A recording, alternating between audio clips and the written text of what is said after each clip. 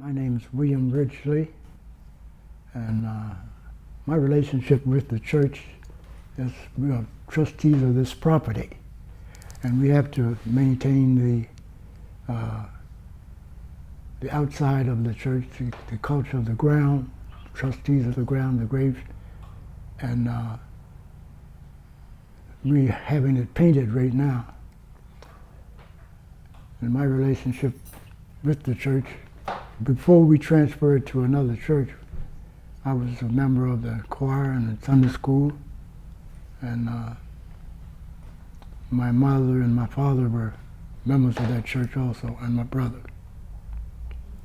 My name is Esther May Hallman Lyles.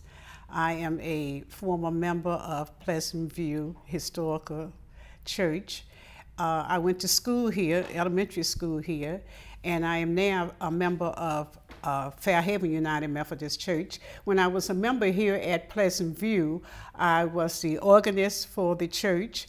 I was in the Willing Workers Club, which is another club that we had, a Women's Society, and I think every kind of club that we could come together with, I was a member of, because that was the teaching of my mother and father, Samuel and Evelyn Hallman.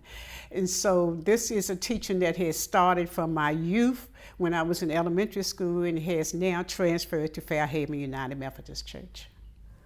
I am Ida Pearl Hallman Green. I was born in this vicinity on Riverford Road in 1918. My parents went to this church at Pleasant View. I joined this church at Pleasant View when I was 13. I later became a Sunday school teacher, and I've taught Sunday school here for 30 years. I belong to all of the clubs here. I was an organist at one time, Sunday school teacher, president of United Methodist Women's Society for Christian Services, it was known at that time. When the churches went together in 1968, I became a member of Fairhaven Church. We have a June festival here each year so that all the family and friends can come together and celebrate this church. We have the cemetery here. It's still open for a burial for any of the members of the family or outside friends. It is my job, I think, to help with programs and things that we can be ready for our anniversary, to let the community know that this church had its beginning since 1868. My name is Melvin Joppy, Jr. I'm also one of the trustees of this facility here. I was born and raised in this area off of Quincy Orchard Road. I was brought up in this church. I was a member of the junior choir, and basically I was kind of a product of my predecessors here. My parents were also members of this church. They are both since passed away, and they're buried right out here in the family cemetery here.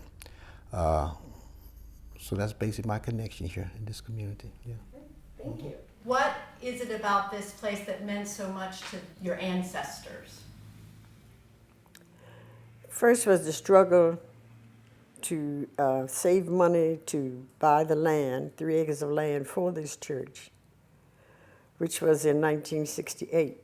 They were still struggling, and finally came up with the money in 1888 to build the first church. Of course, in the later years, the church had to be rebuilt, which was in 1914. Also, the school. We didn't have a school for colored children in Quincy Orchard. So the parents struggled to raise the money to build a school, which was next door to the church. The school was built first,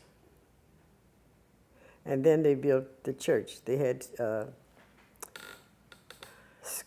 they had church in the school until the church was built. In 1902, in 1900, I was told that the trustees went to the Board of Education because then they were allowing money in Montgomery County for colored children. They went to the school to get to the Board of Education to get money to build a school, and they told them the school is not a part of the county system, so they would have to sell the school to the county in order to get money for a teacher. So they sold the old school to the county for $5 in order to get a teacher to pay for the teacher, because beforehand the trustees and members of the congregation had to pay the teacher. But in 1900, the school burned. And so then we were without a school, and we were without the land because we had sold it to the county for $5. While we were waiting for the county to give us a school, the children went to Riffelford Road to a house, which was my parents' home place. In 1902, the county decided to give us a school. First, they said they would give us a new school, but instead, they gave the new school to the white children, and they gave us an old school which was across the road, across 28. They gave that school to us and moved it over on the Pleasant View property, which is this building here. This, of course, was told to me by my parents. And my parents went to the school here. As did you. So did I. Well, this school, the church was a source of getting together, meeting people.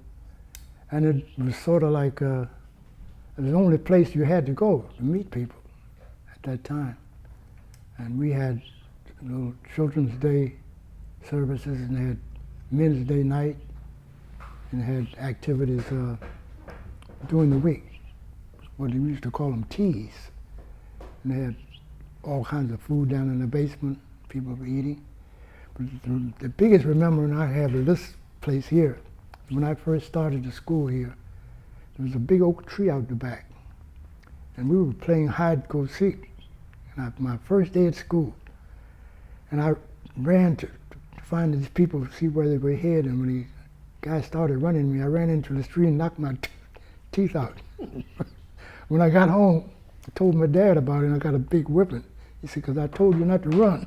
I told you to be quiet. And that's one of the memories I have of this school. What is your earliest memory of coming here? I think the earliest memory was finding out that I was going to school, and going to a school that had an outdoor toilet, the same as what I had at home.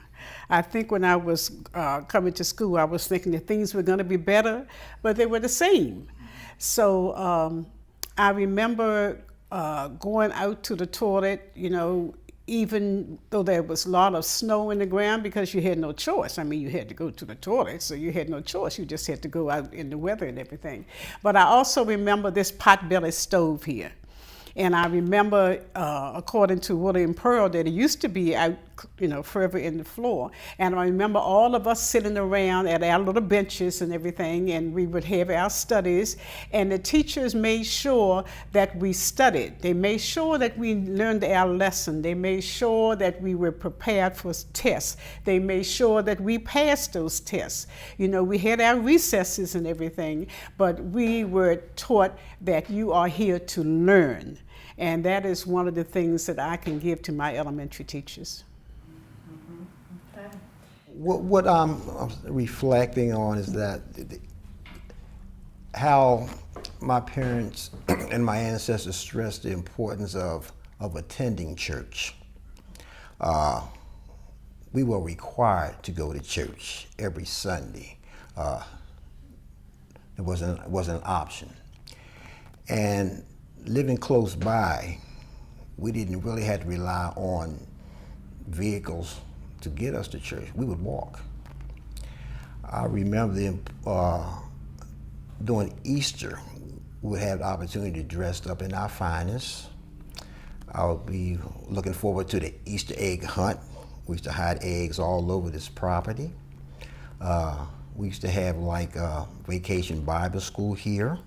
I would look forward to that. I would also look forward to like the little teen dances that we would have here in the schoolhouse. It served also as a social center. And what I also was thinking about, the amount of pride that my predecessors and ancestors had in actually acquiring this property. You know, it was kind of difficult and a struggle for people of color to even acquire property during that era. And I was brought up with a sense of pride that we should take care of this property, we should honor it and respect it, and not to take it for granted. And I was shown that by their example. It was not so much what they said. I just watched them, how they went about the business of taking care of their property, how suiting up and showing up for life. No exceptions, no excuses. It was like it's what they showed us versus not so much what they told us. And it was like a community here, we kind of like looked out for each other. I too remember going to the outside bathroom, although I shouldn't say this, but I would go around the back, you know, instead of going inside, you know, because at the time we did have snakes and visitors every once in a while, you know, and I wasn't that brave. But I do remember that, you know, it was a place of love and support that I can recall. I went to elementary school at Rock Terrace Elementary School in Rockville, segregated school at the time. So even though I did not go to school in this particular building, you know, all the other my social events and functions took place right here. The funerals, one of my finest memory, but it left an impression on me, is when I had an uncle that passed away. I think it was the first funeral that I ever attended was right here. And that was kind of a unique experience for me as a young kid, you know, watching them carry that coffin up those steps and back down in the hearse and things like that. Seems kind of strange though, but yeah, that was one of my memories of this facility, you know. And like I said, my parents has passed away and they're outside, you know, and buried there. And I visit the gravesite frequently, you know, to go have a talk with them and all my ancestors like that, you know. So it lives on, the spirit lives on, what I'm saying. So that's all I have. One of the things that I wanted to add on to what Joppy was saying was the Children's Day at the church. And I can remember Sister Pearl was a Sunday school teacher, and we had recitations that we had to sing, that we had to repeat, and we better know our little speech when we got up there. And it could be 25, 30 kids, but all of us were dressed, I mean, we were just immaculate, because for any holiday at Pleasant View, you had to dress with all of your frills and your bows, and you had to know the speech that Sister Pearl had given you. And so this is one of the things that she made sure in the Sunday school class, that everyone knew everything. And I can remember also adding on to what Joppy said about the funerals. And Pearl used to play the piano, and I don't know how it turned over to me, but when I started to play the piano for funerals, I just had a baby. And I remember I had to take this baby up in the choir loft with me because I didn't have a babysitter. And I can remember playing for these funerals. And most people, you know, they're saying that they feel uncomfortable when they go to a funeral. Well, this has been part of my tradition. This has been part of what I was brought up with, that, you know, it's a homegoing service. You do what you're supposed to do. You respect the dead, you respect the family. And I'm glad that I had that upbringing from when I was small, that this is something that you're supposed to look forward to, that death is a part of living. In the early years, the ministers actually would go on a circuit. Is that right? They would be responsible for different churches. Mm-hmm. Right. Can you tell me a little bit about that? Do you remember the ministers or a minister? I remember a minister named Reverend Johnson, who was a minister here, and he also was a minister of Emerald Grove United Methodist Church. And his wife was a teacher, and he was very active with the school here. He would come up and we'd have recess, he'd play ball with us and have relay races with us. And he also was a member, he was a member of the choir, wasn't he? Mm-hmm. He was a member of the choir at Pleasant View. And my dad was a member of the choir. And he was a person who really took an interest in the younger people to make sure that they kind of knew what life was about, how to live it, how to react to different people. And I gave him a lot of respect. I remember Minister Reverend Barrington. And I can remember Reverend Barrington, I guess because I got to know him so personally, because I was playing for not only Pleasant View, but I was also going to the assistant church, Emma Grove. So once we had service here early in the morning, then I rode with him over to Emma Grove to play for that church service. And one of the things that Pleasant View always did was incorporate the minister and their wives and family in dinners. I mean, it was nothing for the minister to come to your house for dinner after service. And they were always welcome. And I believe I can remember my mother saying, you know, we always sat down with the minister. It wasn't one, you know, like I've heard people say, well, you let the minister and his family get the food first and then you eat. But my mother and father always incorporated all of us at the dinner table. And it was nice having the minister because you kind of, you know, knew him on a personal basis. Willie was talking about Reverend Johnson. I would say, too, that Reverend Johnson, the parsonage was right on the other side of the church. It was a building there. And his first child was born there, Beverly Johnson. And she still comes to our family reunions, our junior festivals. And she always lets us know, she always sends us a contribution to see that the graveyard and everything is taken care of. My most, I guess, a significant memory of Reverend Barrington, and I was a little kid at the time, but he was the first individual I met who had an artificial leg. Mm-hmm. Yeah, and I would find myself curious just to watch him walk. You know, it didn't bend at the joint like they have the modern prosthetics today. It was kind of like straight kind of thing, and I would always be amazed at how he would get around on that artificial leg. I know, but see, that's where my mind goes. But how is it that you came to know other members of other black churches in the area? Well, we not only exchanged ministers. For instance, during the summer months especially, when we had Children's Day, we would have Children's Day here on the second Sunday in June. Then on the fourth Sunday, we would go to Poplar Grove. That was a Baptist church. We would walk. We would go over there on a Friday before their Children's Day and get our recitations already together so that on that Sunday we could do it.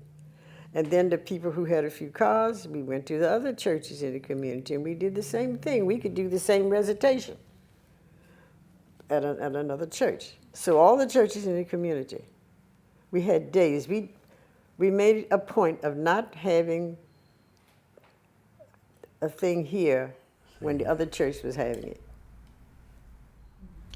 Also, since music was a strong kind of like powerful thing that we did in the church, right? We would,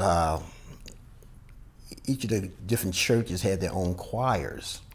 And we would go visit and sing at other different churches and also invite the other church choirs to come here.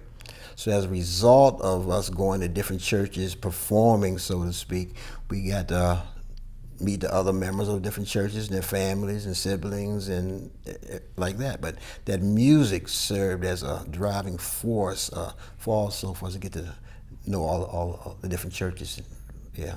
And not only black churches, but also white as well. So on rare occasions, we would go also, I believe, to a white church. It was one of the rare occasions, but it did happen. Getting back to him talking about singing, my first singing with a quartet was at Pleasant View down here at a Children's Day. It was a quartet was a boy named Furman Tibbs, my brother named Norman, and myself. And we sang a selection called "When the Moon Goes Down in the Valley of Time." In the Valley of Time. That was my first quartet singing. I began singing in quartet. And from then on, Berkeley Bell, a young man named Carlton Brown, myself, and Herman Talley formed a quartet. And we sang around all the different churches, what they called Men's Day. And we would participate on each of these programs. And from then on, sang with other boys. And next thing I know, we had a quartet called the Royal Harmonizers. And we sang for about 57 years together. Everybody's deceased except myself right now. Another thing I wanted to say is that nowadays they talk about snow days. In my time, we didn't have anything but called snow day. You go to school where the snow was up to your chin. You get out there and go to school. You wouldn't stay home. There wasn't anything called snow day. And we come here sometimes and be so cold in this place. It'd be 1 o'clock in the day before we'd be comfortable. And we'd haul ourselves back in the stove overnight.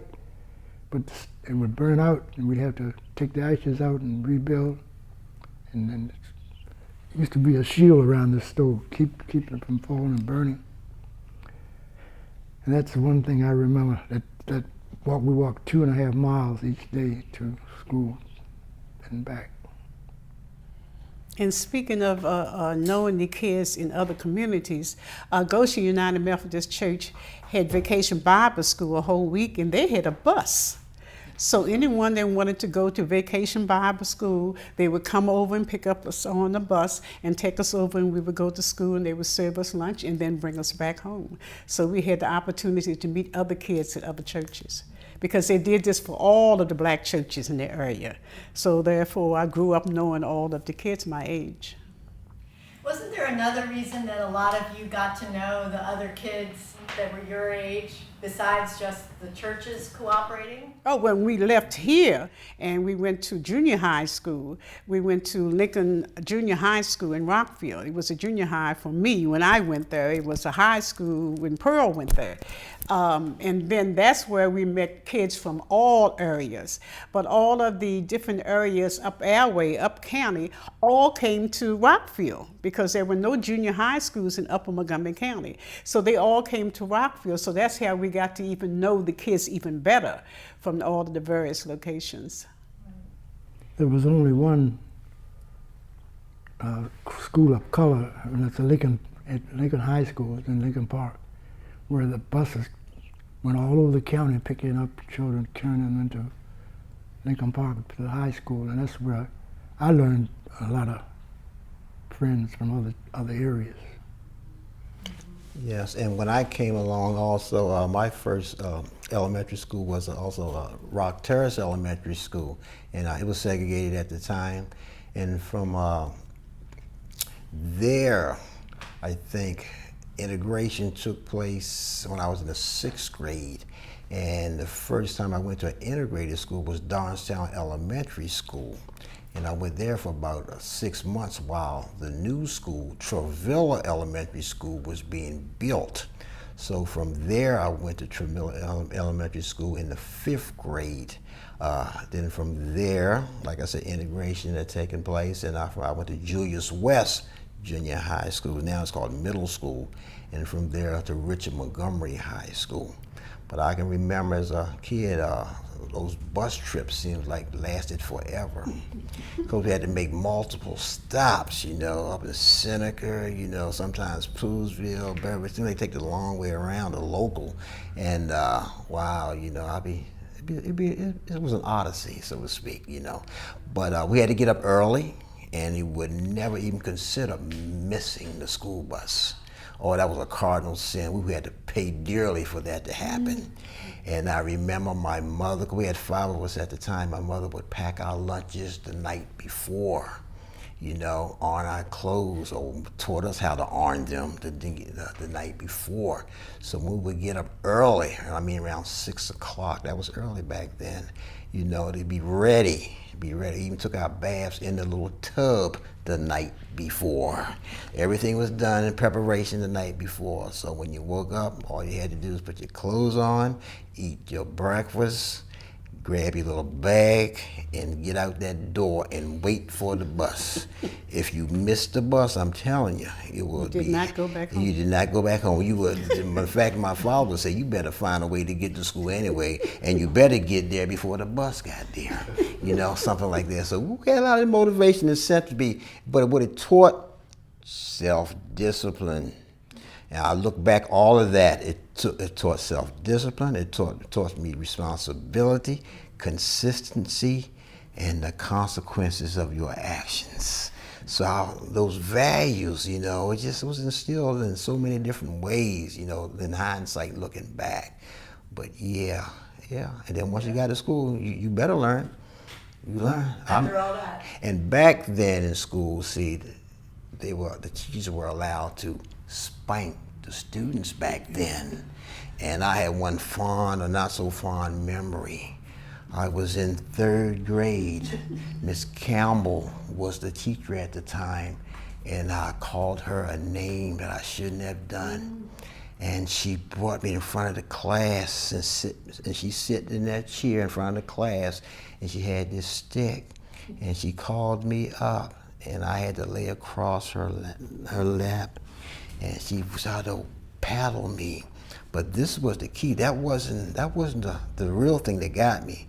It was one of those rare moments that my father came to visit me at school, and he happened to walk by down the hall, and he looked in, and he saw me getting paddled. And then I was so afraid to go home, because I knew what was lied ahead. And sure enough, when I got home, I got another one. And yes, I paid dearly for that. But yeah, I got some fond memories there. Oh yeah, good times. Yeah.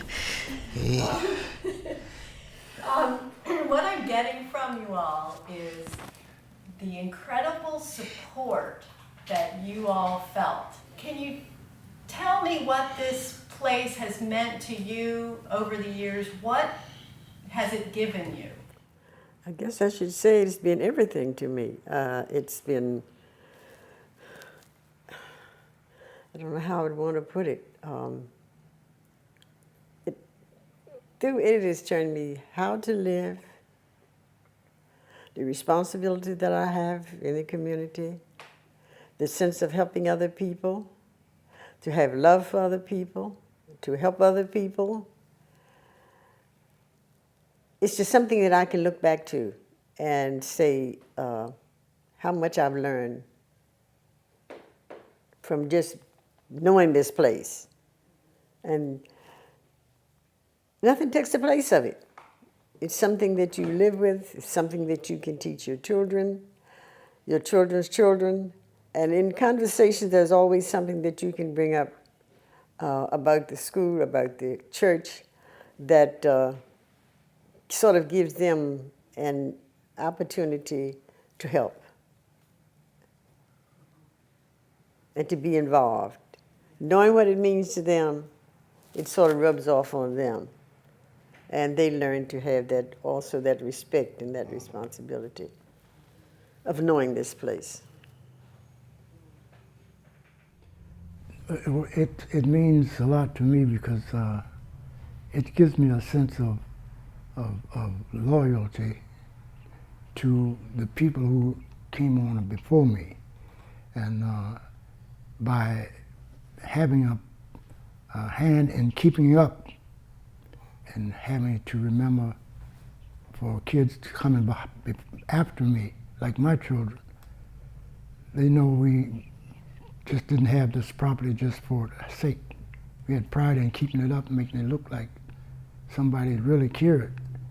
And this is what we do now. We keep it up, try to make it look the best we can, and have the greatest respect for those, especially her husband. In the past, he used to come out here and just work his heart out, trying to keep this place up. This before I got to the point where I could help him. And when I got to the point where I could help him, I was so happy because it meant a lot to me. My mother and father's here. I have aunts and uncles buried out there. And this property means, it's a sense of pride. And I really, really feel great about it. You had told me when we talked before how important the church and the community was to you, especially when you were in the service. Can you tell me a little bit about that? Yes, well, I joined the church here when I was about 12 years old. And I had a sense of being loyal to Lord and Savior Jesus Christ. And in the service at the time, there were times when things were said to me. It was segregated at the time. I know if I hadn't been really taught from the church to be a Christian person, that I don't think I'd have made it back here. Because I'd have probably started a fight or something. Somebody would probably knock me in the head. But being a member and being close to the belief of God, church meant a whole lot to me in the service.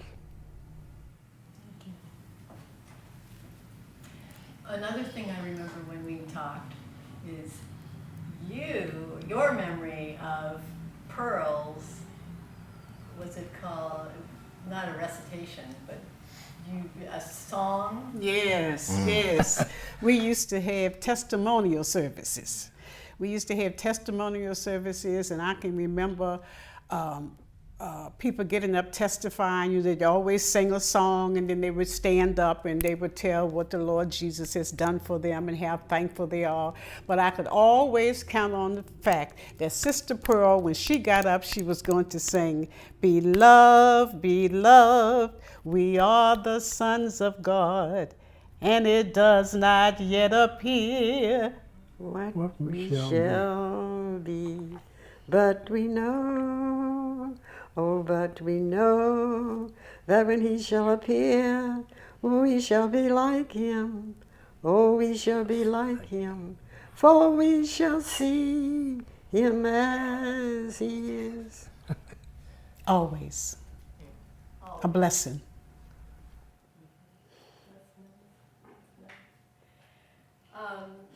Another verse we used to sing, I'm not going to sing, I'm just going to tell you. Okay. If you cannot cross the ocean and the heathen land explore, you can find heathens nearer. You can find them at your door. That was one of the verses. If you cannot preach like Peter, if you cannot pray like Paul, you can tell the love of Jesus. You can say he died for all. That's what those three verses. How did you feel when you realized you were going to have to join memberships with other churches? Sad in a way, but knowing that financially we had to join with another church. We thought about it, we prayed about it, and so we feel that to survive, we had to become a part of another church. And we were one of the first ones who integrated the churches. It took a lot of prayer, a lot of working together, but we went into it with a Christian attitude, and we survived. We still have our church. That's why once a year we have our June festival, when all the members of this church and all of our friends and relatives, and we come back to celebrate this place because it's in our hearts. There were three churches, there were three white churches and the one black church. The church at Hunting Hill and the church at McDonald Chapel up here at Quincy in this church. There were a few members that didn't want to change, and we didn't know how we were going to be received to the other church. But like Pearl said, through prayer and understanding, we came together, and today Fairhaven United Methodist Church is one of the best, maybe only church that I know of that has a membership that we have today.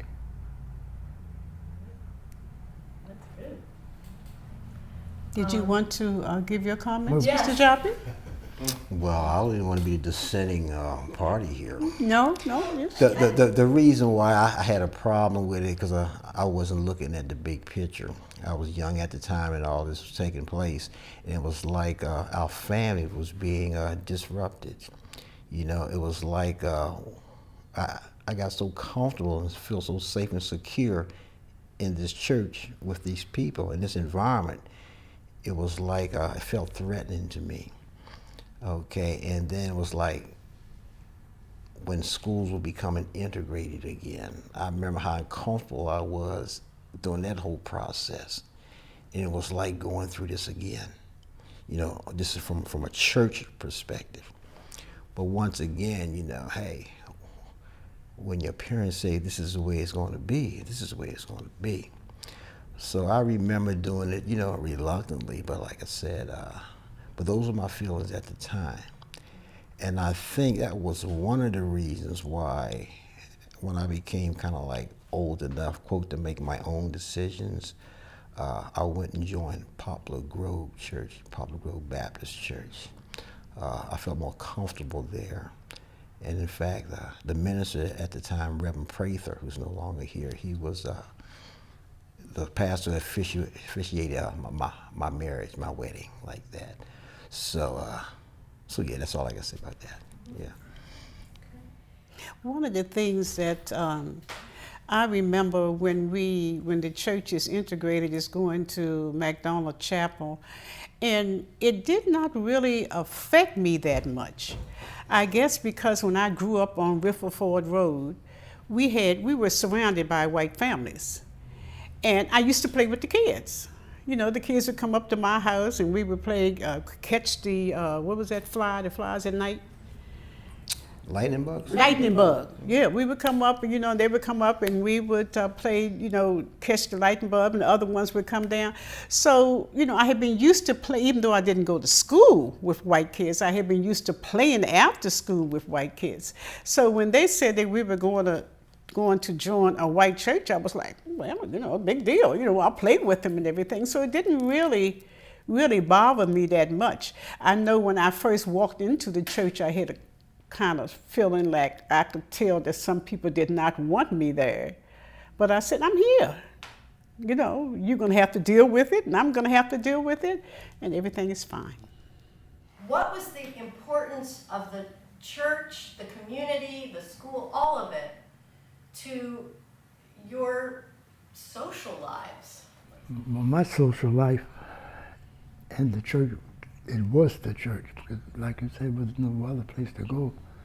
And I felt that coming to church was an outlet for me.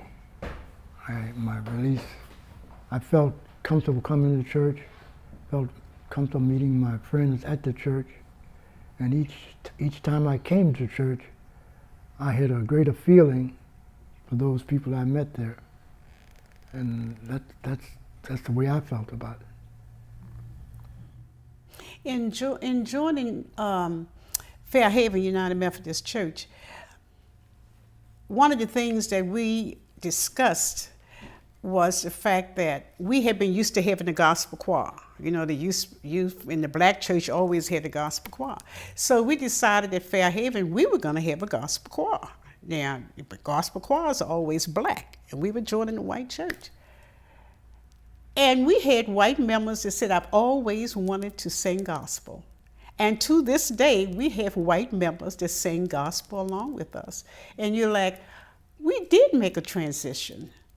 You know, and it's just wonderful. And sometimes they're sitting there and they're rehearsing, and I'm thinking back to Pleasant View, and I'm like, how far we have come that we can sit there and we can sit beside a white person and say, you're not singing black.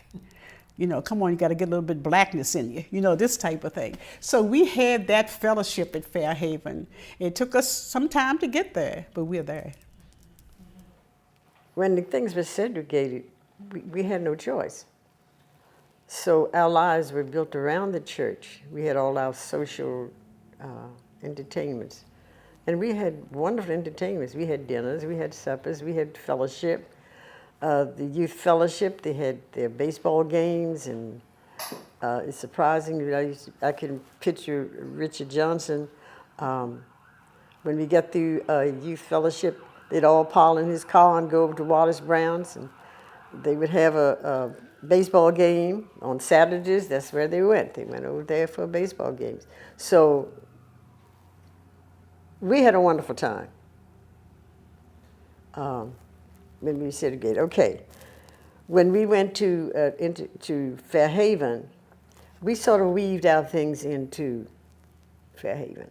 Things that they hadn't been used to, we brought it to them. For instance, we brought about homecoming. They felt like homecoming was a football game. You have a homecoming every year for a football game. We had it a church-wide. This is when all the people of the church, Methodists, Baptists, whoever, friends, we all got together. We had a minister there to speak. We had food. We served everybody. We have this every year, every year. The second Sunday in September is our homecoming. And we have people from all over the county, even far as Virginia, that come to those particular days.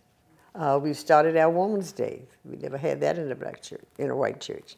Now we have all the women to get together and do their thing, their programs. So it's all in making up your mind, this is going to work. And you pray about it, and you go about it, and you do it. With God's help. Why is it that these 3 acres still need to be preserved? My parents are buried there, along with my brother, relatives, family, and friends. So that connection will always be there. And showing respect and honor to them and their memory motivates me to want to keep the property up, to reflect the best. Okay, it's a sense of pride and tradition. So that connection will in my mind, will never be broken. Okay, I bring my kids there so they can also see their parents, okay, their grandparents. And I can bring my grandkids so they can see their great-grandparents there. So that whole line will always be there. And for me also, just to remember, like we said earlier, the sacrifices that it took to acquire this property and to be a part of just watching over the years, for 63 years, this has been a part of my life. So it doesn't matter what church I go to or don't go to or wherever I live in this planet, this will always be home for me. And it'll always be that connection there. It'll be the source of my strength. And this is where it all started for me. I think you said it all. This is it. Can you remember a time that you saw, as a kid it could be, or you yourself, where you saw a church member helping others? And I guess I can think about our mother. Before she died, she had both legs amputated, and she was in a wheelchair. And it was nothing for her. That did not stop her from coming to church. And I can remember when she came to church, all the men automatically came out to lift her up to those stairs and come up to church. And I think that that's the closeness that we have as blacks, the closeness that we have in this property, and the way that we were brought up. We were brought up, you help your neighbor. No matter who your neighbor is, that you help your neighbor. And I think it's just an upbringing. Is there anything else you want to make sure we know about? And thinking about the civil rights movement, we were involved in the civil rights movement. And I can remember a Thursday, we used to have those dinners on Thursday. And I can remember my brother Thompkins coming in because he just listened to the radio, and they had just announced that Martin Luther King had been shot while we were here having dinner. And I can remember the reaction that we as a black congregation had, that someone as important that has done so much for civil rights had been shot. And that was while we were here having a dinner. And Reverend Horton, who was a white minister at the time, he just stood there and said, "Let us pray." Yes. And we've had white ministers here at Pleasant View prior to going to Fairhaven. And they were one of us, and we figured that they were, part of us and we were part of them. And they came to our homes for dinner just like the black ministers did. So when we went to Fairhaven along with them, it's like, oh, well, we know the minister, so he's been to our house. So we know we got it made. We're here at Fairhaven, so. I think this church is a sort of a beacon. In the community, it's sort of showing other people that we, as blacks, okay, we have this property here, we're taking care of it. We're honoring our parents, our grandparents. We're showing our children and children's children, giving them an idea of what it means to us. And it's something that they can always come back to. They can always come into church. They can always look and say, this is where my parents were buried. This is where my parents, this is where they took a great interest in a church years ago, and still do. And I think it shows the public that we care about this property. We don't just let it sit here and grow up. We take a pride in keeping it looking good. And also that we belong here, that Yes. we have a right to be here, Our we roots. deserve to be here, and that's the way it is. Yeah. This is where our roots are, all of our roots. This is our beginning. And this is where we will end up, Yeah. right back here. And We start from here and we come back here.